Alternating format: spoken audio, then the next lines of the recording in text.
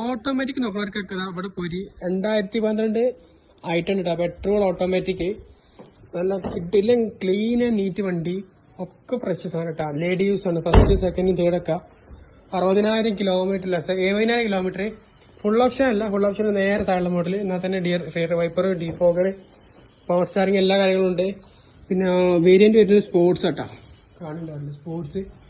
പിന്നെ ഇന്റീരിയർ ഒക്കെ ഒക്കെ ക്ലീൻ. ഇൻഫോടൈം സിസ്റ്റം ഉണ്ട്, സെൻസർ ഉണ്ട്, സീറ്റ് കവറൊക്കെ സെറ്റ് കേട്ടോ.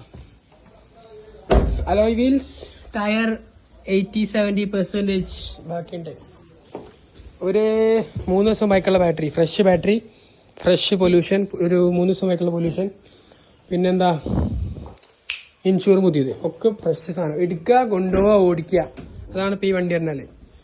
ഓക്കെ, അപ്പൊ വണ്ടിവരൊക്കെ മെസ്സേജ് നമ്പർ ഇവിടെ കൊടുക്കണ്ടേ.